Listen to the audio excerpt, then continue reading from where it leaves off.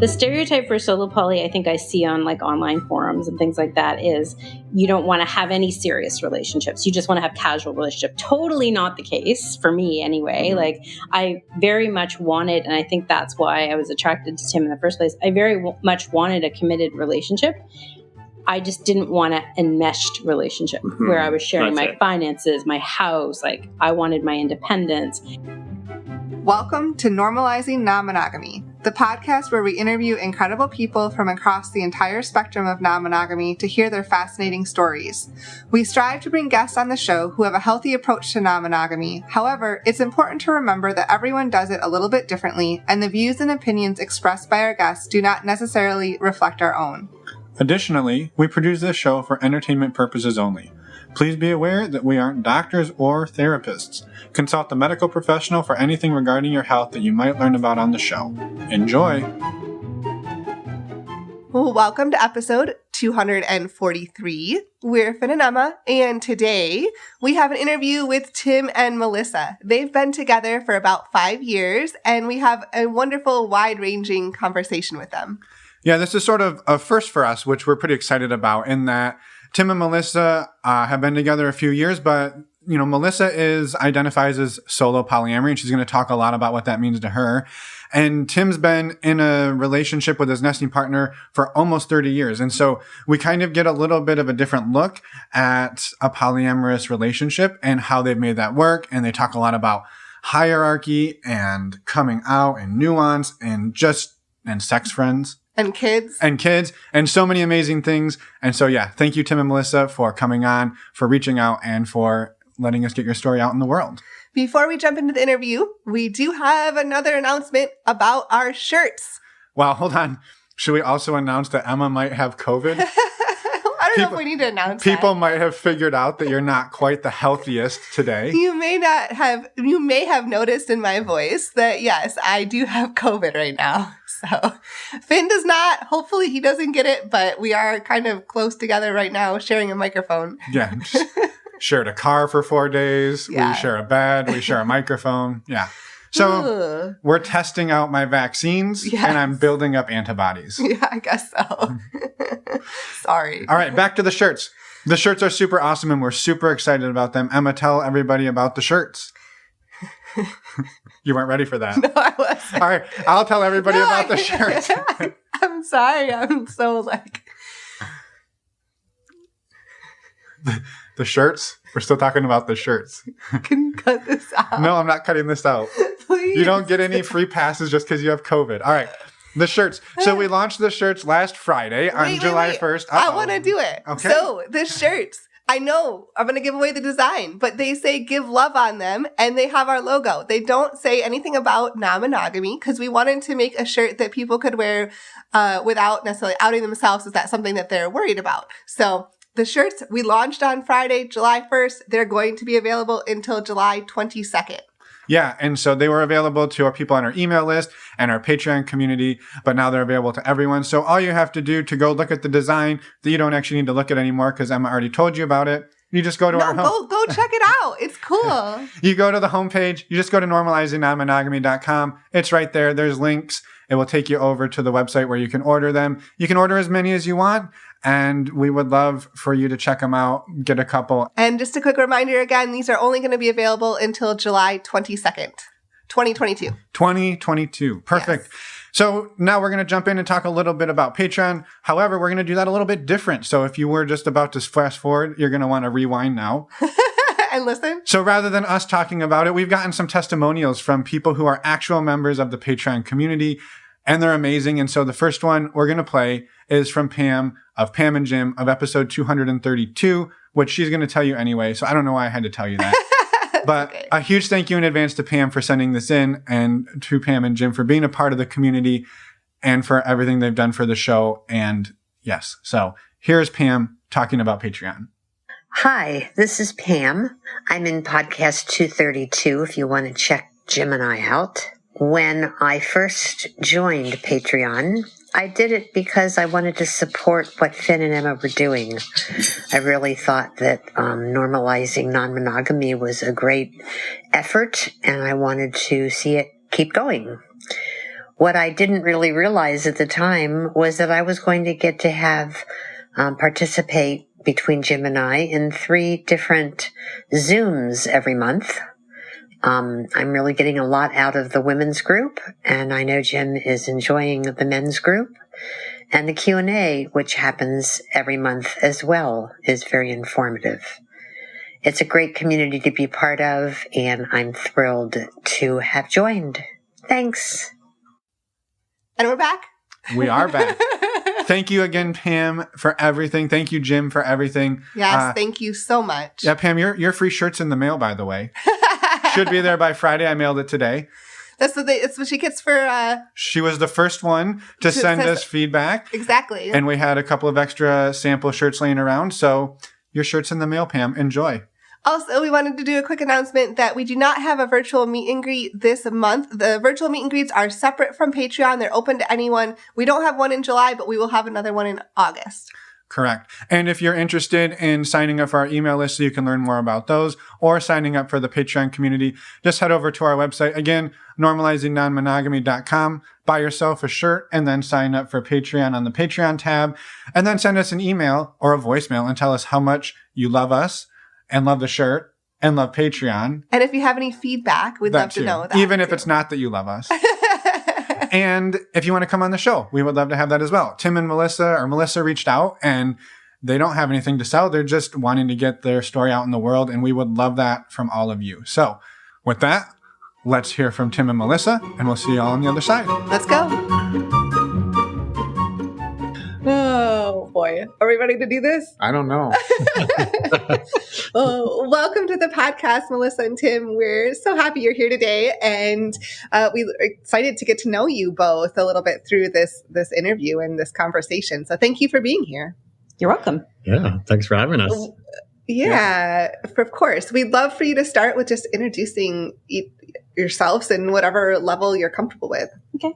I'll go first. Go first. So I'm Melissa. I'm, how old am I? 45. And I am, I've been with Tim for 5 years. And we are, I identify as solo poly. So I live on my own. And yeah, I think that's me in a nutshell. Go ahead. Okay. And I'm Tim. I am 47. Just turned 47, which shocks me to hear myself say out loud. And so, as Melissa said, we've been together 5 years. I'm in the context of a 29-year monogamous turned polyamorous relationship. So that was before Melissa and I met. So I've been polyamorous 11 years. And so I don't know how to identify. Not solo poly, let's put it that way. But we're because you're still with that other partner. Yeah, still with other partner. Yeah. So you live nesting partner is what I would call that other partner. And and then I don't know what we call ourselves. We don't define just it. Partners. So he lives with his nesting partner and their children. And we live in the same city, about 10 minutes apart.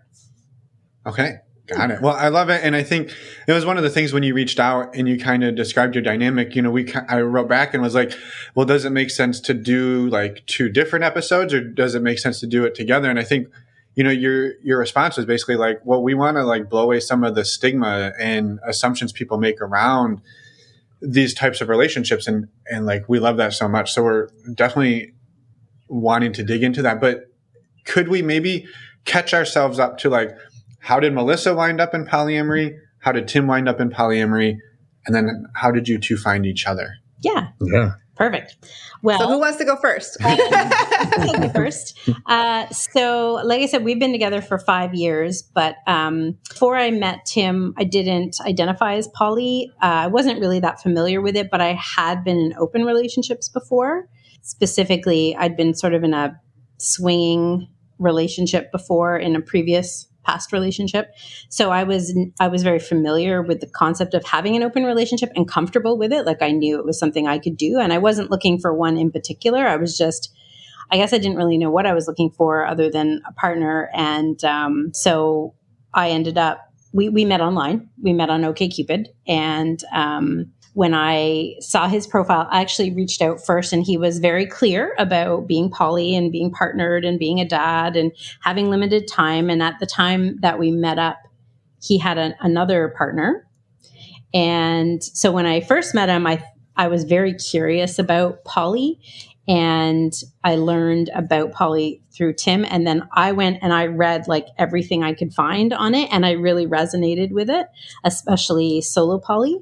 So that's sort of, I just kind of like jumped in and it worked out because I think we were both looking for what the other had to offer. So so that's sort of my beginning. Love it. Thank you. She literally did read everything there was to read on it. Yeah. So it was great. That was actually one of the attractive qualities, but that's one of the things that really impressed me when I met Melissa was I think I was looking for somebody who was really keen and eager to understand poly. And I had a personal rule up until that point about I don't really want to date non-poly people. and I wouldn't have called you poly, but you were open, relationship conscious, and really, you're eager to understand it. And I could tell you were poly-minded. Like, you also didn't clearly necessarily want to date single people either who didn't already have a partner. So we broke a couple of those rules. That's true. That's funny. So anyway, that was a tangent, but yes, so my it's all good. No, and I want to come back to it because there's stuff there. I definitely want to come back to it. So Cool. I love it. But yeah, go ahead. Sorry, Tim, I cut you off. Okay, so my background. Melissa came in sort of halfway through my poly journey. I had been in a monogamous relationship with my nesting partner up until that point. Probably it was 17 years or so, and I had always had an inkling that I wasn't monogamous, and I wasn't. But in that trajectory, starting as an 18-year-old in a relationship, I didn't really understand, and probably had all the biases that had come with my family. So I kind of got to this point at 17 years, having kids, where I did a little bit of I don't know if that would like a crisis point where I realized got to listen to myself a little more. So I opened the conversation with my nesting partner about polyamory, and then we worked through it for several years, actually, of talking about how to open up, because it was a real culture shock for her and for me to try and make that transition. And so that's how I came from it. So really so I think by the time Melissa and I became involved, I'd had a few relationships. I was really beginning to understand what I needed to a deeper level, and had noticed in her what was something special, right? Like something that was really jiving with what I needed and was matched well. So that's kind of the trajectory in a nutshell. I know. Like, I want to talk about the two of you, and that I'm curious, like, if you could talk a little bit, Tim, about the transition of coming out of a 17-year monogamous relationship, cracking that open, going down the poly route, and like, how did that transition go for you and for your nesting partner? And are they polyamorous as well, or is this like a mono-poly kind of setup? Started as monopoly, so that you haven't even heard that phrase for a while. So when you said that, like, that's how we framed it at the beginning of monopoly. Okay. I kind of I've seen it through transition. So now it's very much polyamorous. My nesting partner dates. We've really transitioned to a whole different model of poly, I would say. Mm-hmm.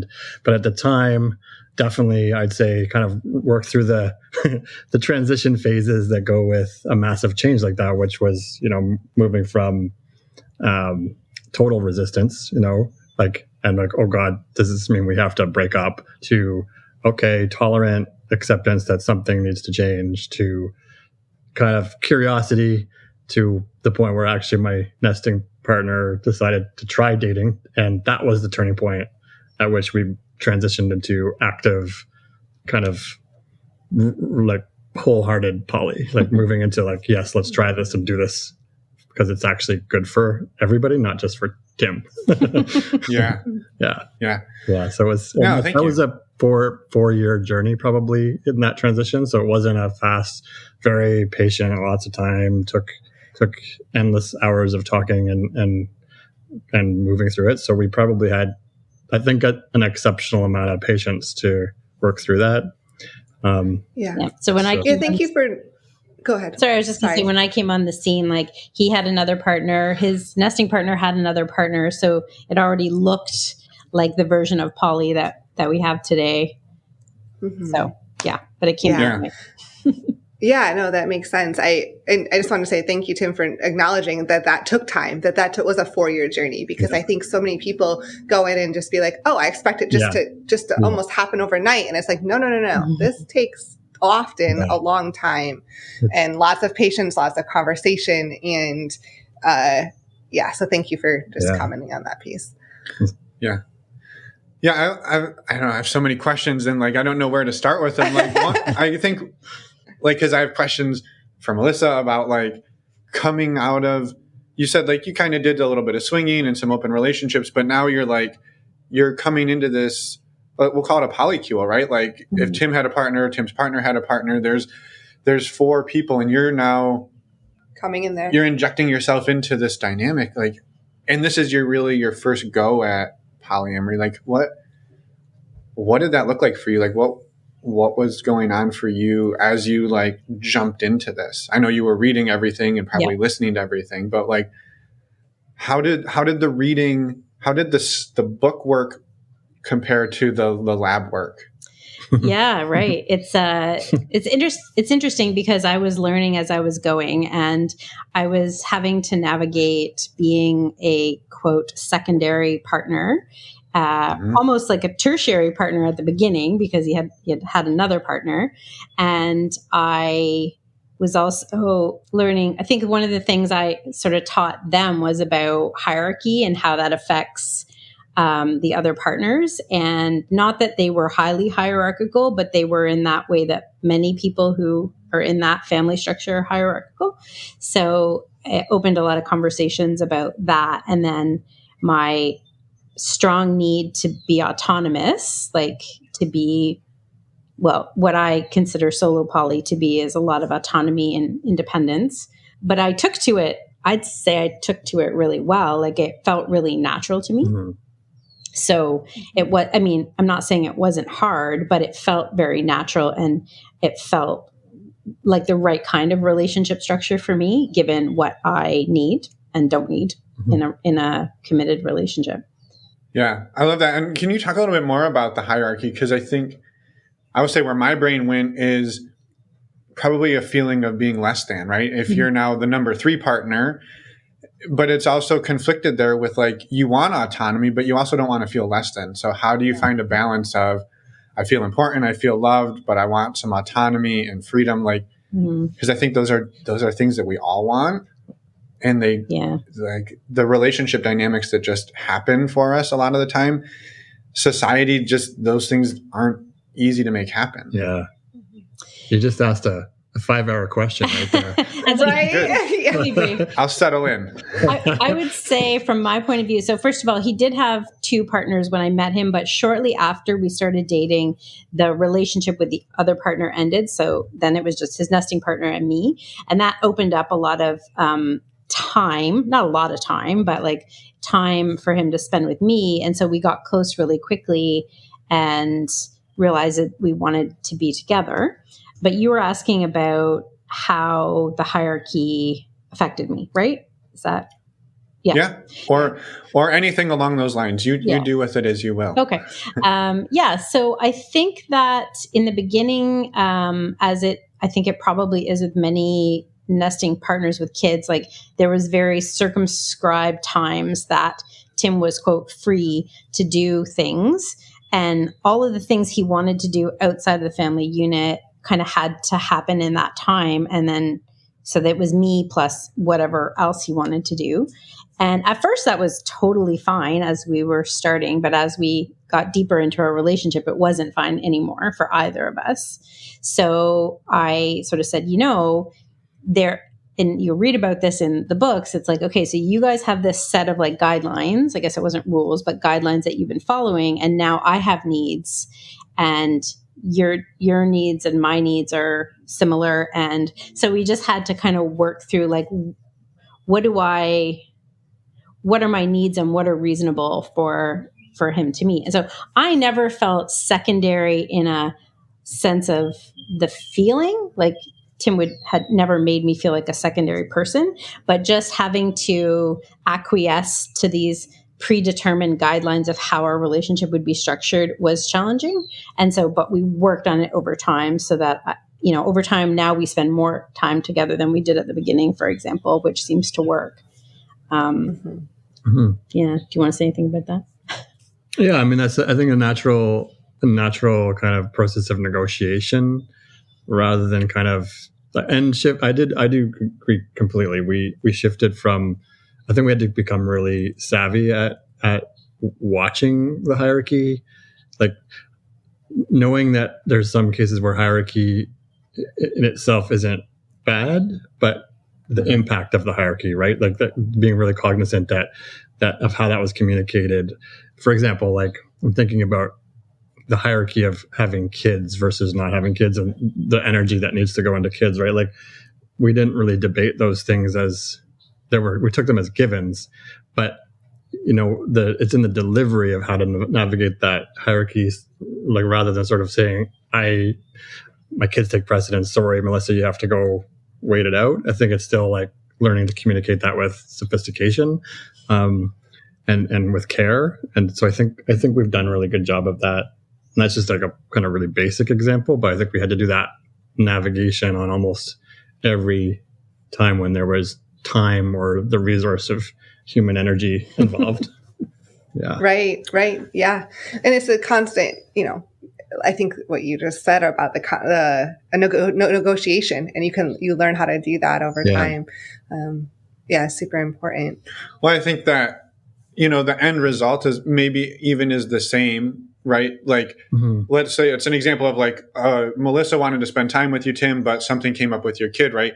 The end result may be, we're not going to spend time with Melissa, but the way that you can communicate that, it can really be the difference between Melissa feeling less important and Melissa being like, please, no, go your kid is important. I want you to have that time versus like, screw your kid. Like I want me, right? Like it's a very big difference there. Like being on a team versus like, I'm now telling you like, nope, not today because my kid versus like, I want to, I would love to, but like, this other thing, right? So it's such a delicate walk to walk. It helps to have the context, and so that's where the talking comes in. Is the context is like, it's not that I can't spend time with you because someone else is telling me I can't. It's because I have these obligations that are important for me to fulfill, and then here's how I can make it up to you, right?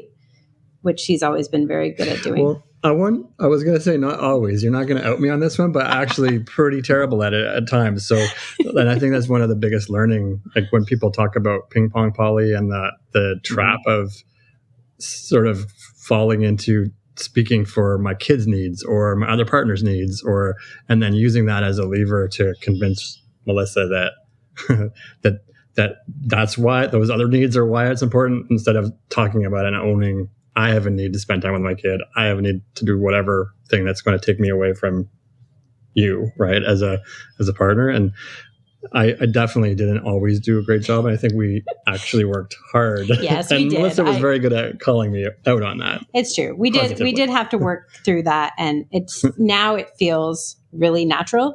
But at the time, I guess at the beginning, it really was a challenge. Yeah.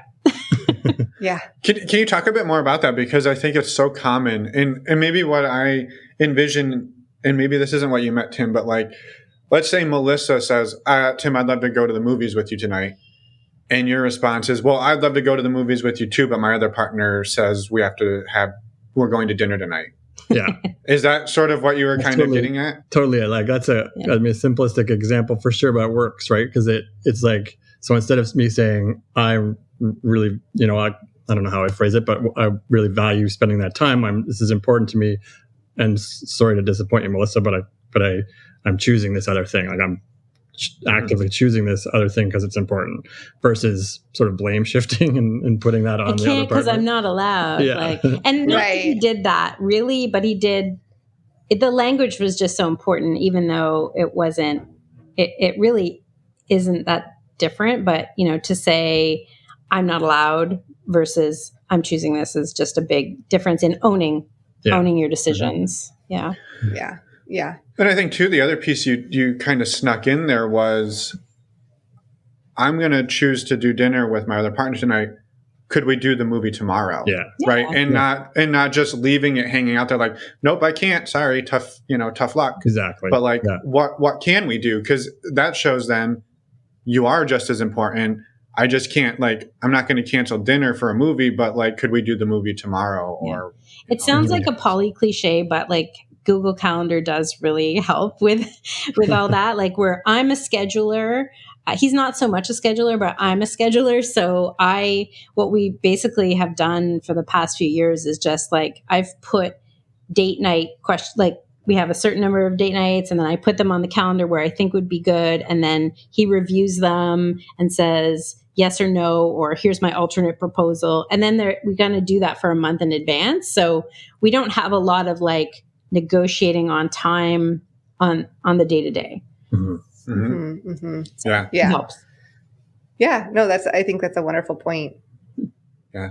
And I love hearing it from like both perspectives. Right, Like to have the person who is on both sides of that is, I don't know, it's amazing. So if there's more there that like you feel you both kind of like navigated through that, I'd love to hear it. Cause I know this is one, I think it also comes up in the context of like unicorn hunting, right? Or the looking for the third, where you, Melissa, are the quote unquote third, even though I know you're not necessarily in a relationship with Tim's other partner, but you come in as a less than, even though hierarchy isn't maybe something that was intentional. It is ingrained and built into some relationships. Mm-hmm. Yeah. And you can't expect, like, I didn't expect like 2 weeks in or 2 months into the relationship to take any kind of precedence, or, I had to, in a sense, earn, like the trust of my metamor, and that I wasn't going to come in and try to take them away, or, that kind of thing. So it was a progression with time that maybe some people might be like, if you're non-hierarchical, then everybody gets treated equally. But I don't think that's true. I think everyone's needs should be considered equally, but that doesn't mean everyone gets the same thing all the time. Right. So, and I would never expect that. Right. There was a significant turning point in our relationship. Like we had a near breakup. Well, I thought it was a breakup. I think we had a miscommunication on that. But it was we were on a break. Yeah, exactly. That sent me into quite a deep, dark spiral. But that's a whole other story. But that crisis point, I think, was kind of a reboot to say. I think Melissa was. I won't speak for you. You can tell the story. But my sense at the time was that Melissa was trying to figure out to what degree is this relationship going to work for me? Like, to what degree can I negotiate within, and what are my rights as a well, how would you phrase it? Do you want to tell the story? Like, the rights as a solo polyamory, rights as a partner, rights as a secondary. Like, we got into that conversation, and I think we had to really renegotiate and talk about what is the range that we're both comfortable with, where like maybe we're not going to get all the things, but what's the point at which it's not enough versus the point I can live with a little bit of disappointment, right? That fine line. I think that was about maybe a year and a half into the relationship. So it was long enough where I'd been around. I'd sort of felt like I'd kind of proved myself. I was committed.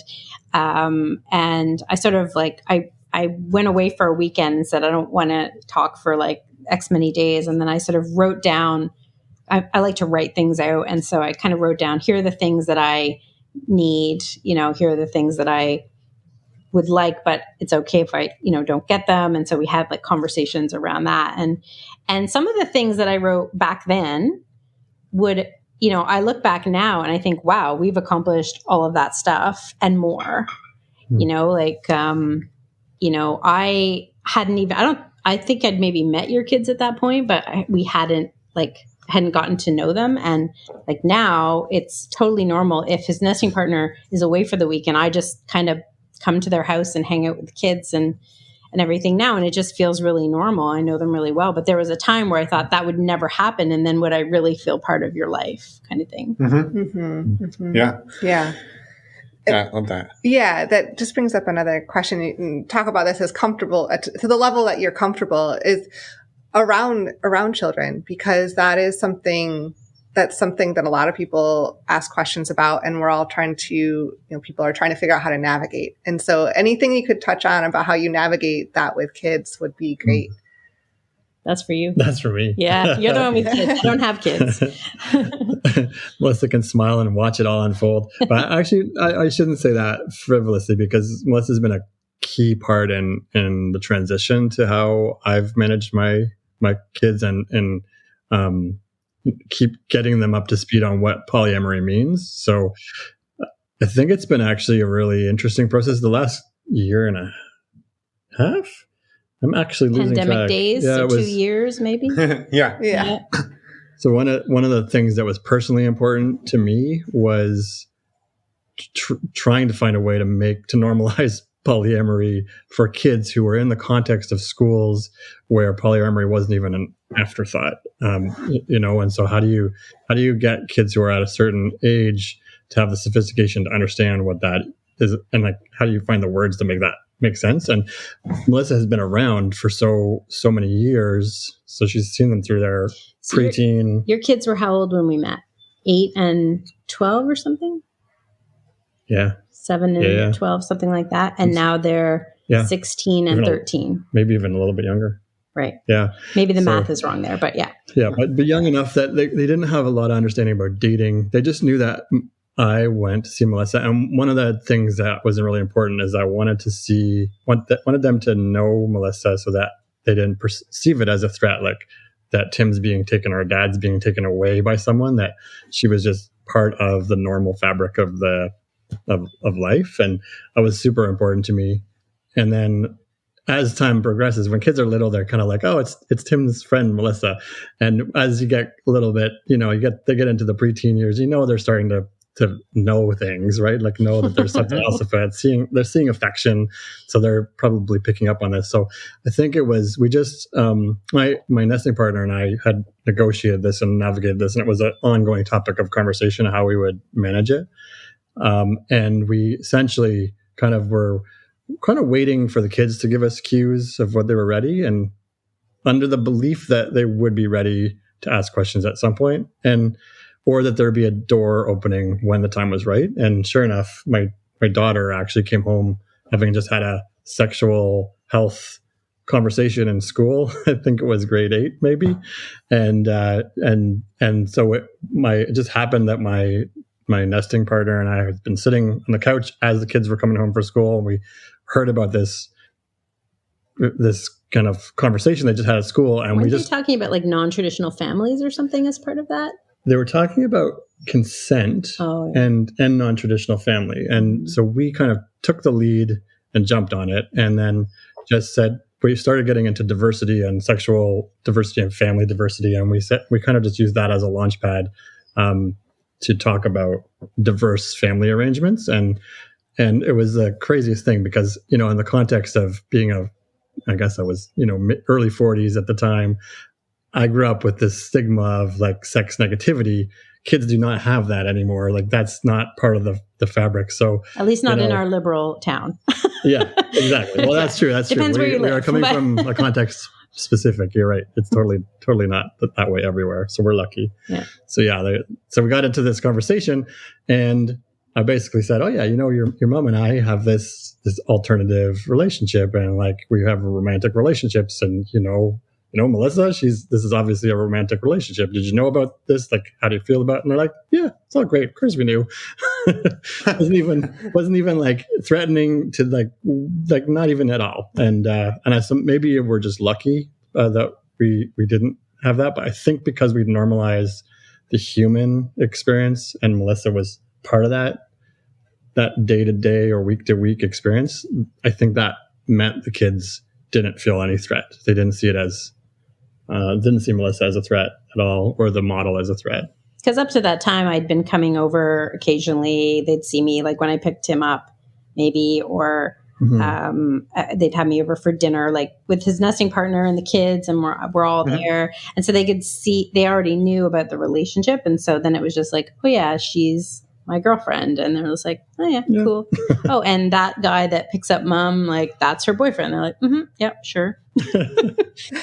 Yeah. Which is totally way easier than you thought. Yeah. Yeah.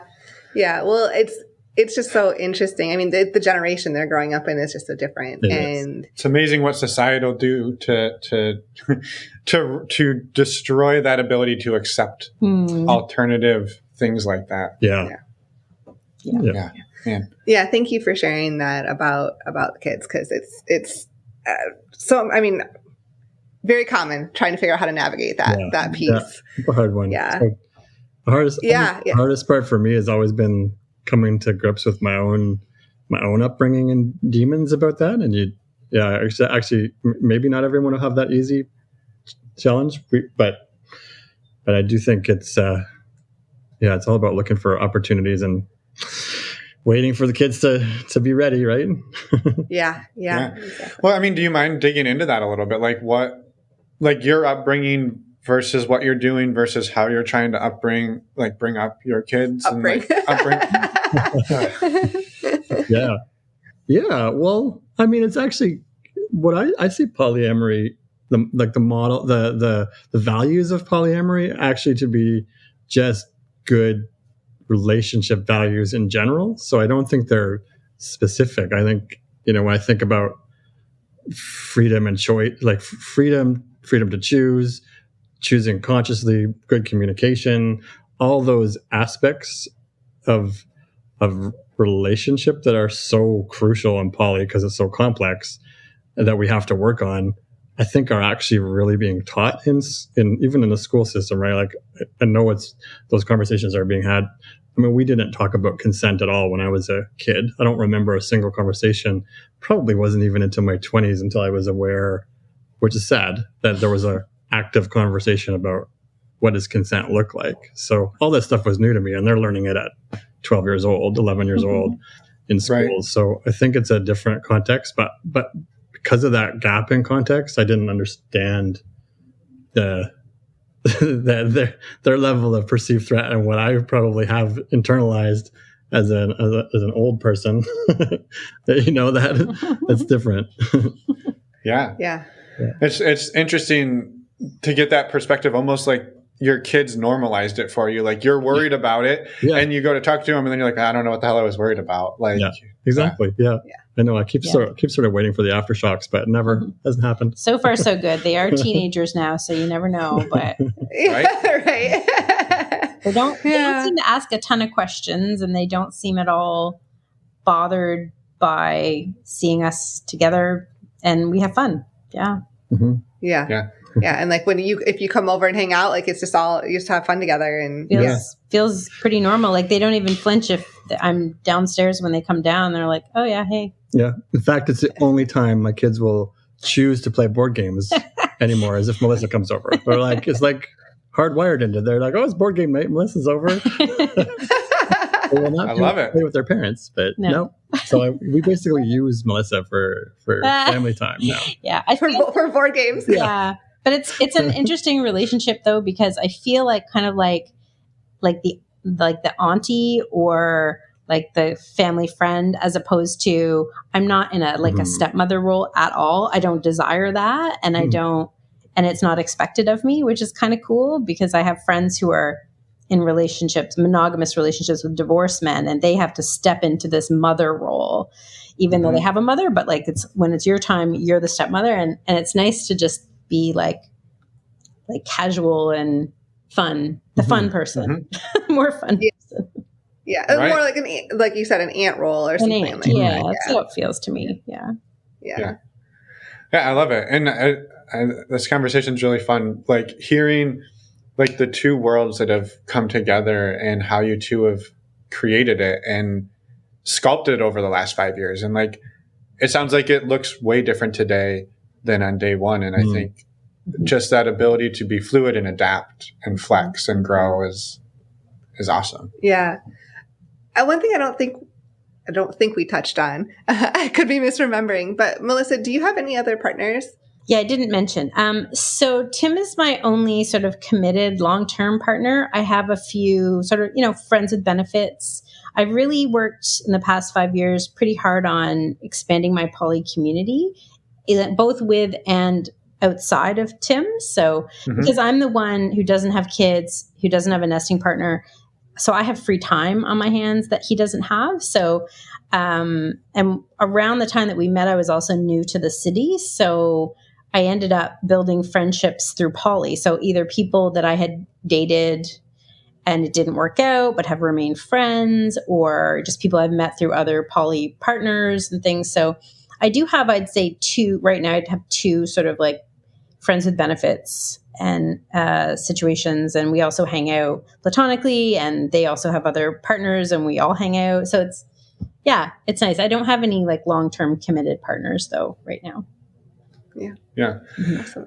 You go. I'm going to see, like Tim, since you haven't mentioned, you don't have any other partners outside of your nesting partner and Melissa at this point, correct? Well, I'm going to probably in the same situation. Like, well, okay, we actually share one of these friends who is actually heard on your podcast. Someone used the term sex friend. I was like, I like that term. Like it's friends with benefits. I actually don't like the term friends with benefits very much because it conjures a certain, maybe it's that old school kind of like sex negativity thinking, but it's actually like real friendship with sex involved, right? That's sort of how I've been thinking of it. So I do nurture a couple of friends like that are very kind of intermittent and fun and light friend connections where sex is involved. So and I think that's one of the things that Melissa and I kind of enjoy together. It's part of our dynamic is we enjoy the conversations that talking about sex and exploration brings. So I feel like we mutually support each other in those, and like encouraging each other to have those experiences and explore that wonderful side of poly. We have a very kitchen table approach. Like I like all my partners to know each other, and he likes knowing them, and he maybe doesn't have the same amount of time to nurture those relationships. But like you said, we have one female friend that we both see together and separately, and we're enjoying that. And I have a male partner that I see sometimes, and we're all hanging out. We went rock climbing together with them, so we kind of have this more kind of flowy dynamic. It's great. Yeah, cool. No, that's amazing. I don't feel like a strong need. Like being poly for me isn't necessarily about having a lot of partners. It's just more about the freedom to relate to people in whatever way feels right, and not be just only have sex with this one person, but like. It really doesn't have to be. I don't feel like I need like a second long-term partner. I might find one at some point, but I'm not out there searching for it necessarily. Yeah. Yeah. No, thank you both for correcting me too, because I was making assumptions, but that's what I was hoping you would do, is jump in and be like, no, this is how it looks. Yeah. I love that. And I think, one of the things too, that you also in your email was about like, there's a lot of misconceptions around maybe your relationship because you're not quote unquote primaries, or there's kids involved. And so like, what are some of the other like misconceptions or things you two come up against, stigmas you come up against that like you've had to sort of work through or correct? You've just corrected Emma for being wrong, and along the way, like what are some of these other ones that like you just want to like dispel in the world while you've got the voice to do it? You got a soapbox? No. Get on it. Get up on it. It's fine. I mean, I don't know exactly what the myth is, but I think the way we've kind of dealt with it, like Tim has friends that were predated poly, and I have also friends that predated poly, and I think it's a little bit different how we, come across to those people. So the people that I've made friends with since becoming poly who are also poly, those are the people who we show up as a couple, as the couple, right? Even though he has another partner. And then he has this other set of friends where he and his nesting partner show up as the couple. And it's interesting trying to make those worlds collide. And I think we just had a conversation earlier today about how, well, maybe they don't have to collide. Like maybe we're okay being like, yes, you have to wear sort of two different hats, but, and then me, I show up on my own too. Like I'm part of a couple, but I'm also my own person, and I have my own relationships with these people. So like when someone's having a party in our poly community, they'll invite us both separately. Like they'll invite us together and they'll invite us separately. It's kind of interesting, that whole dynamic, but, but I can like show up on my own. I don't need a partner, I guess, which is kind of fun. It's kind of a solo poly thing, I guess. Yeah. Yeah, maybe. I mean, I think that I'm not sure if this is unique in like the way we're operating, but I think the blend of like when people say solo poly, I think maybe there's my senses there might be a misconception that means one thing. And I think I've learned in the time I've been with Melissa that solo poly, there's as much range in solo poly as there is in poly as there is in relationship. And so when we talk about solo poly, like I feel like you kind of flip between like the kind of the stereotypical solo poly, which is like my primary relationship is with myself. But I actually feel when you said, I think you mentioned I'm not sure who mentioned primary, the word primary, but I actually feel like we're primary relationship, right? Like, so I'm like, are we solo poly? Are you solo poly? Are we in a primary relationship? Setting aside the labels, I think we're kind of in this hybrid dynamic that doesn't actually fit smoothly into those categories, which I like is really kind of cool. The stereotype for solo poly, I think I see on like online forums and things like that is you don't want to have any serious relationships. You just want to have casual relationship. Totally not the case for me anyway. Like I very much wanted, and I think that's why I was attracted to Tim in the first place. I very much wanted a committed relationship. I just didn't want an enmeshed relationship where I was sharing my finances, my house. Like I wanted my independence. So that's why it worked out so perfectly. Yeah, but that doesn't mean I only want casual relationships. So yeah, if depending on how you define primary, like if primary means someone that you're in love with and that you see on a regular basis and that you trust completely and that you tell everyone, then absolutely we're primary. But that doesn't stop me from being solo poly as well, I think. Yeah. And I love that too. Like you don't have to have a combined checking account to qualify for primary for anything, right? And really what is primary? And like you said, like the label doesn't even really matter. It doesn't like, it's like we're Tim and Melissa. Here's what that looks like. Yeah. How about you just accept that and don't worry about the label.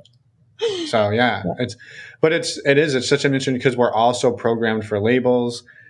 And I also had the thought of like, like you said, that your predated friend groups, like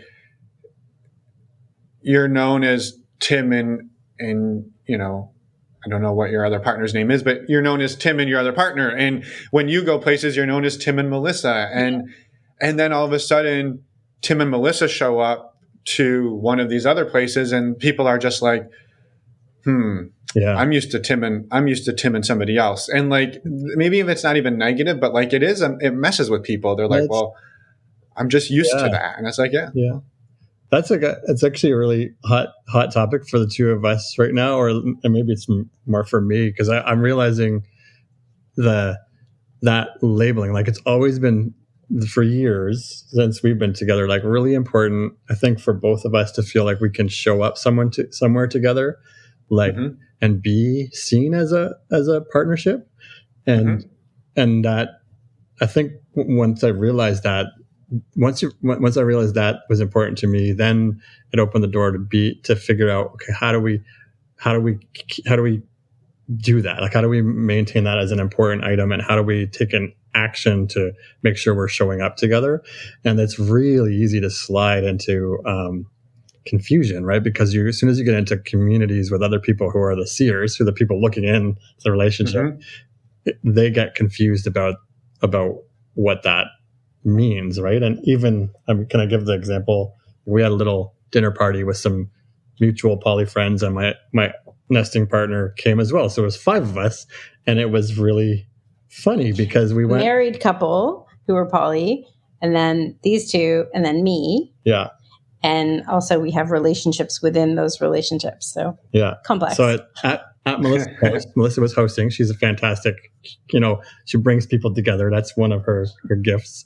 So we're sitting there and trying to you can just feel the definitions shift within the group. And then in that setting, it was pretty easy. But even with that small kind of that crucible of people, I feel that instant conflict of like, am I showing up with Melissa or am I showing up with my other partner? Or actually even more, because that other couple just happens to be the same friend that's our friend with Our sex friend. Sex friend. Okay, this is trippy. What are we? She and her husband, yeah.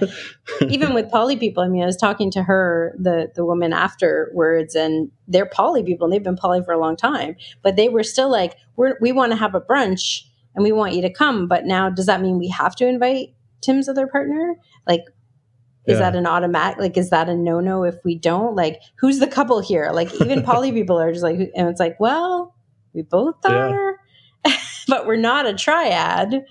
So we don't all go together, right?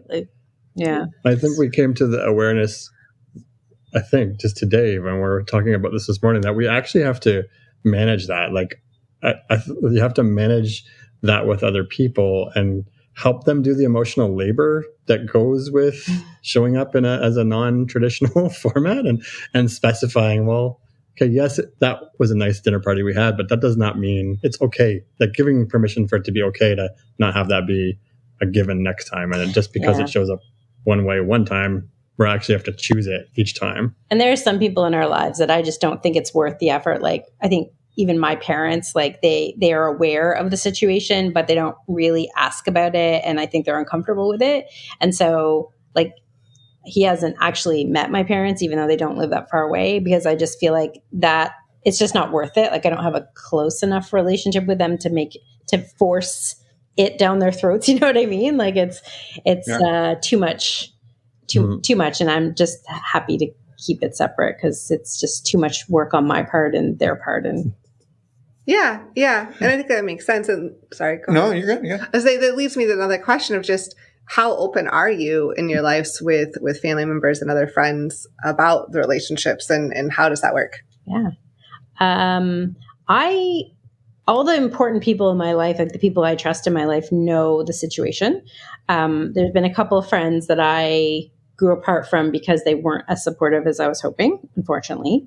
But not too many. Like, most people are supportive and they're just like, you do you, whatever makes you happy. Maybe a little concern, like, is this really what you want? But then they know me well enough to know, yes, I know myself and I know what I want. And that he is good to me. And so, and then, like, we'll go out in public. Like, we always have from the very beginning, not hidden the fact. He's never hidden the fact that he's poly, really. No. I mean, we've gone out in public and, like, we'll hold hands and, you know, we've rarely run into people that didn't know, but knew you. Yeah. Well, so it's interesting because I'm always cognizant, maybe I care too much about this stuff, I don't know, but cognizant that the emotional labor required, like, what's the cleanup required if somebody sees something, right? So I'll give a specific example. Melissa and I walking down the street of my house and my nesting partner, holding hands, not expecting to see someone, out races one of my other partners from our house, or walking by someone's house, and out races my other partner's work colleague, who's also a neighbor. And I usually I cognizantly scope the scene to see what kind of emotional cleanup I might have to do, and like to try and explain the weird thing that someone's going to see, which is the deviant behavior of being, in love with someone else, right? But you're walking down your own street where she could easily see us, so it's like, obviously we're not hiding anything, no. So it's weird. Well, we weren't hiding, but like I could see on her face she was like confused. Okay, and so I went home and told my nesting partner, it might, sorry to ask you to do this, but this is what happened. Do you mind sending a little note to say, like, all cool from your perspective? Because like it's just I don't want that to become bigger than it is. And so she did. She sent a note out to this work colleague, said, "Yep, this is all above board. Just wanted to make sure. Tim told me you saw Melissa and Tim holding hands, and so I just wanted to make sure you knew that was not nefarious behavior." And it was all cool, and actually, I think it was appreciated by the work colleague, actually, because it did create harm, right? Like, I'm cognizant that it creates emotional she's probably sitting turmoil. there thinking, what's my obligation now to tell if it's right? It's an affair, right? But anyway.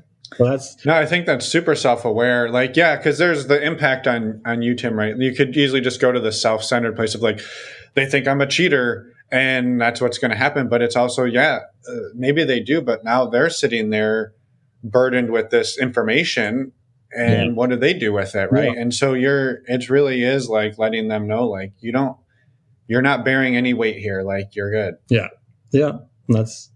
I think that is one of the, I think that's for me, that comes with what it means to be poly, because I think that self-awareness and the extension of care to other people, even people you don't, metamors, right, that you don't necessarily get to meet all the time, that extension of care is actually core to how I would want to operate in poly.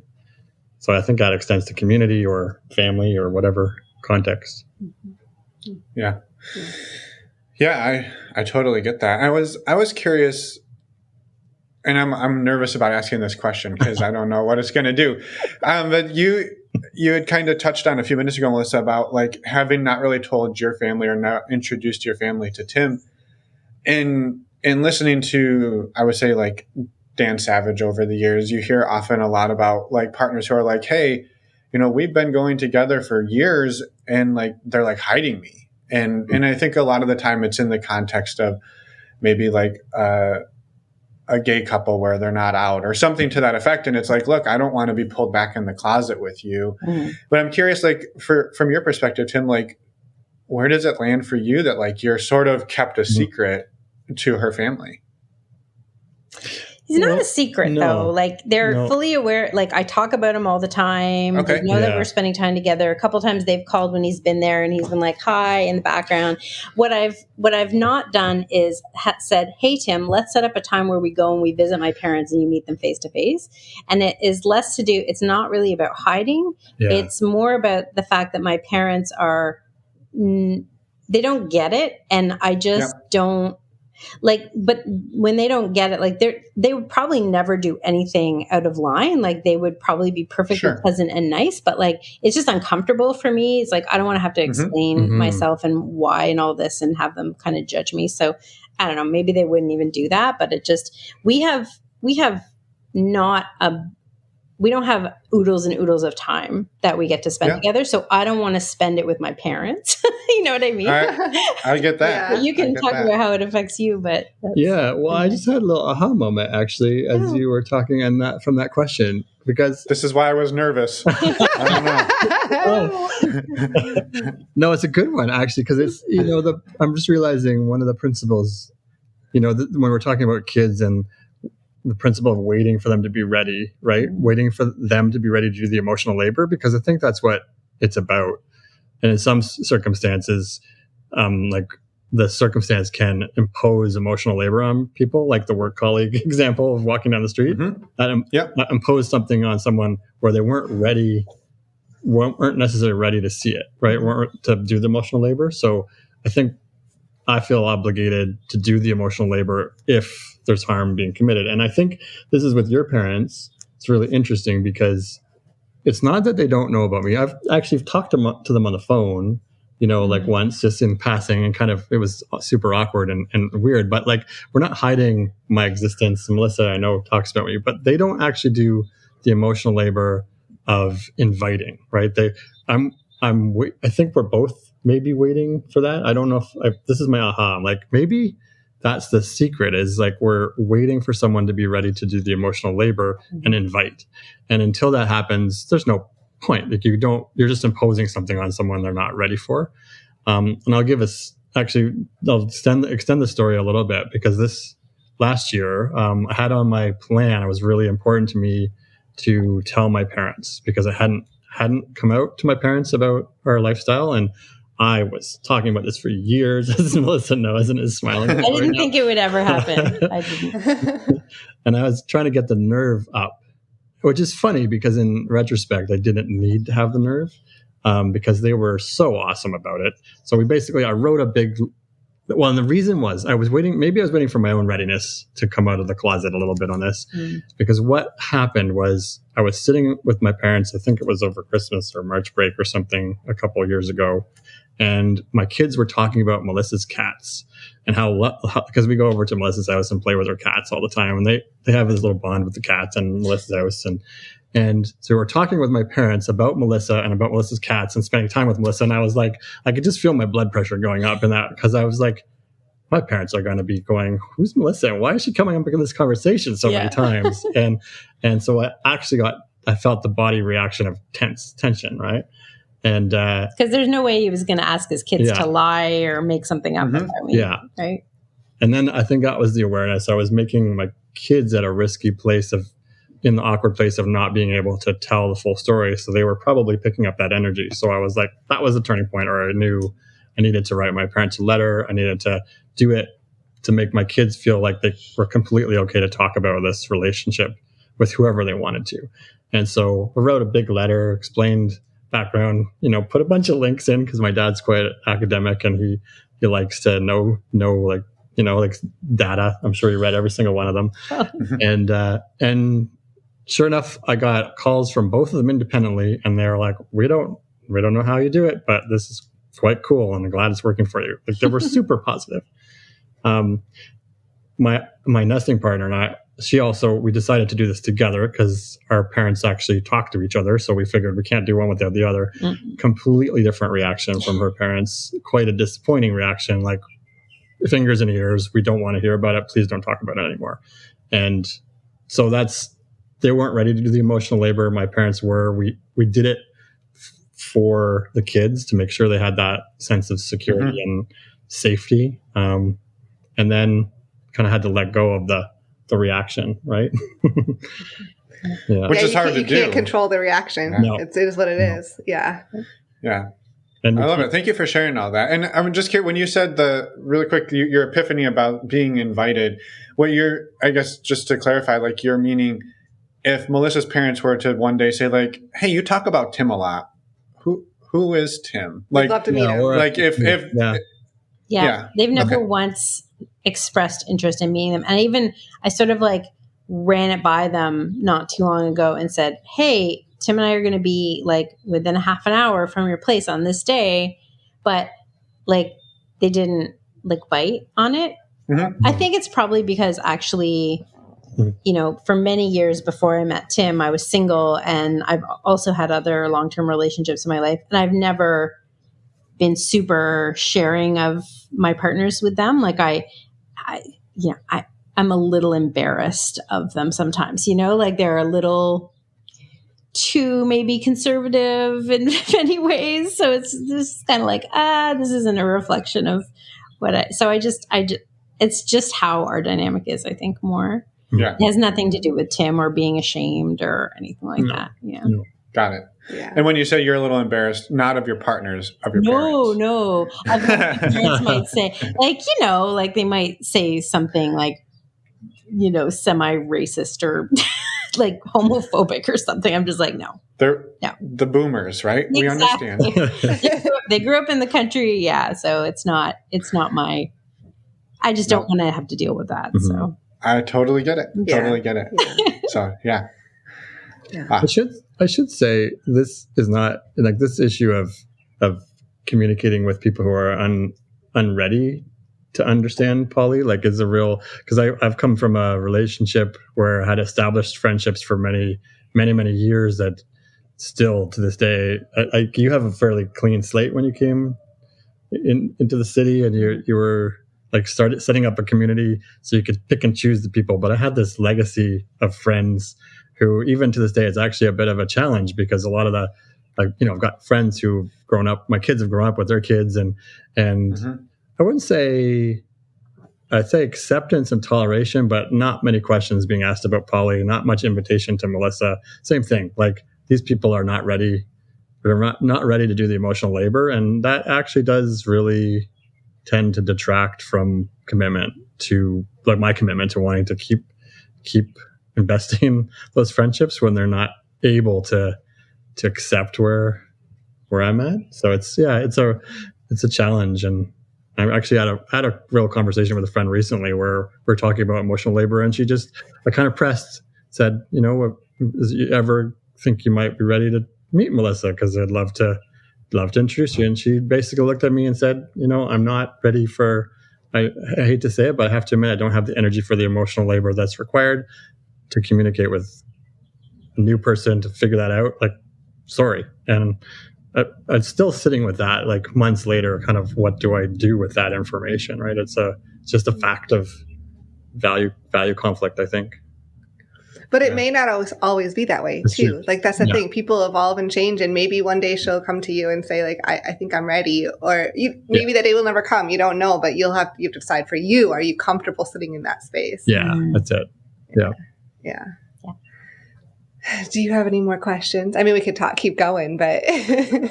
Yeah, I think this has just been such a great conversation, and I've really enjoyed it. And it hasn't followed like our typical trajectory because and I love that. Like, it forces us to ask different questions. It forces different conversations. And I think it's really touched on a lot of things that we haven't. So I just have a lot of gratitude for both of you for reaching out, for coming on, and for bringing a new twist to us. And I will say, not a new twist to the world of non-monogamy, because I believe what you two are doing is very prevalent, but we've never had the opportunity to talk about it like this. In this dynamic, in this way. Yeah. That's great. Is there anything else that either of you would like to get out there? I think we covered a lot of ground. I really was hoping to represent, as you said, a slightly different take on poly. That was not just your traditional, because I've listened to your podcast, and I know you have a lot of people who talk about all the challenges of opening their relationship, which is really important. But this is a relationship that's been open from the beginning, and that's an interesting thing to navigate with. You've got two different perspectives as well. Yeah. So thank you for having us on. No, of course. And I think it's also, and I know like it sounds like hierarchy is not, you're trying to dispel hierarchy, right? In a lot of ways, but like we've talked about, like it is built in some ways. And I think one of the ways that's interesting that it's built in here is in some ways, right? Tim almost has like two primaries, right? Two very important committed relationships. And you, Melissa, sort of have one. And so by default, like Tim almost kind of becomes your primary, where you may not become his. And I know this isn't really fitting for you two, but I think this is a thing that happens a lot in the world of polyamory is I have two partners. One of my partners only has one. I'm their primary, but maybe they're not mine. And that can be an imbalance that's just present. Yeah. I went through periods of time where I thought, I really need to find my own quote unquote primary to make this feel more balanced. And I think I'm past that now, but I think that's why we've lasted as long as we have, is because there are probably a lot of women in my situation who would not be satisfied with this type of relationship. But the way I am and how much I value my independence and freedom is that if I'm honest with myself, I don't want someone I don't want the enmeshment anyway, bottom line. And all I really wanted, I think in the end, was just a person to love me and spend time together and have fun and be committed. And I didn't need to go beyond that. Yeah. Well, and it takes so much self-awareness. And that can be a journey too. Because like you said, you struggled with that. And like, dude, I needed to go find this other person. But hang on, actually, what works for me and what are my needs? And do I really want that? Do I like having more of my independence and just time to myself? And love it. Like, yeah, right. And so, but you have to, sometimes it's a journey of figuring that out, because it's the outside pressure of like, hey, this isn't exactly like mirrored on either side. There's you'll automatically go, is there something wrong with that? And no, there's not. But it's a matter of like what works for you. But that takes a lot of self-awareness. Well, actually, everything you just said, all those questions, like I think that's one of the things I admire most about Melissa, and maybe that's where the important part of this from a polyamory, I think it's actually just a life skill, not a polyamory skill, right? Like everybody should be asking themselves those questions and touching base and not making the assumptions about, not letting things go because they haven't done the work. So I think polyamory and the way we've approached it has forced those conversations. So I don't think it's an end state. Like Melissa might very well come to the conclusion she needs more of a primary down the road, and that's okay. right? And I think that we can. Yeah, I'm 45. I don't think I'm gonna need somebody Maybe. in my space. Like, I think I'm pretty set in my ways. I don't think so either, but But you never know. You never know. But that was, I think, a problem when I was a single person dating in a monogamous world. I was always like, this person's great, but I can't be in a relationship with them because I don't get everything from them. And it didn't occur to me like, oh, actually, you can have more than one relationship until I got into this relationship. I was like, oh, wait a second. This relationship actually meets my needs and it doesn't saddle me with all those things I don't want. So it's kind of perfect that way. And it's, And then have sex with other people too. And that's great. Yeah, right? Well, and I love too that you get rid of the idea then that commitment only comes if you have a house together, have kids together, maybe are married, maybe commitment can be commitment by itself. Mm-hmm. You don't have to have a joint checking account. You don't have to have an apartment or a house or a business. Like, it can just be like, we've decided to choose each other and be in this relationship. And I think that's awesome. Yeah. Yeah. I'm not supposed to end our podcast by me saying something. You two need to say something wisdomous now. Oh, that's a lot of pressure. I mean, I can just thank you for. I mean, I think it's great what you're doing and creating a space for these kind of dialogues, because I think it's like if I've learned anything from Poly, there's a lot of strength to be taken from other people's stories and inspiration and like the little nuggets that get dropped and start good conversations. That's what it's all about. So thank you for inviting us on, and thanks for doing what you're doing, because it's really crucial. I'm more of a podcast person than he is. And so I told him about your podcast and he's like, well, what is the point? And I said, well, it's in the name, normalizing non-monogamy. He's like, oh, okay. Yeah, that's good. We can do that. Yes, I love it. And thank you for those kind words, and thank you for reaching out and coming on and everything you shared. And just have a wonderful rest of your day. And we're excited to get this story out there as well. Thank you. Thank you. It's great talking. And we're back. A huge thank you to Tim and Melissa for coming on the podcast and for sharing your story. We loved chatting with you, and we're excited to get this out there. Yeah, absolutely. Thank you both for everything. Quick reminder, go to our website, normalizingnonmonogamy.com. There you can buy your very own shirt that says Give Love. And we'd love to have you spread the word. So share this news with everyone, please. Yeah, and a reminder, if you're out there giving too much love, well, there's not such a thing as too much love, but if you're giving a lot of love, you might want to get tested for STIs. Good segue. I set that up beautifully. I know, I'm sure. So our favorite way to do this when we're giving love to everybody is to use a service called stdcheck.com. This is a service Emma and I have been using for years. It's the service we use to get tested. We absolutely love it. The link's on our website under the resources page or in your podcast show notes. Save you $10 and support the show financially. So thank you in advance for doing that. Again, it is fast, it is easy, and with those discounts, it brings the cost down to about $130 for a 10-panel test, and we appreciate it. So go give love, but before you do, get tested so you can give love responsibly. Perfect. You nailed it. That's going to be the next shirt. Give love responsibly, sponsored by stdcheck.com. I'll send him an email when we get done recording. Yeah, I think that's perfect. Anyway, a quick reminder again, on our website, you can find podcast show notes, links to our Patreon, links to the meet and greet, which the next one will be in August. You can sign up for our mailing list to be the first to know about all of these things, and also contact us. So everything there, right on our website, normalizingnonmonogamy.com. And next week, we've got a fantastic conversation with Marla. You might remember Marla from over 100 episodes ago. Episode 132 from actually 2 years ago. July 2020. Yeah. Marla is the founder of Sex Down South, an awesome, amazing sex-positive conference in Atlanta. And so we talked to her about the conference. We talked to her about relationship updates. She's had a baby. There's so much going on. It's a wonderful conversation. So we will see everybody next week for that. In the meantime, don't forget to get your shirt. Yes. Plug those shirts.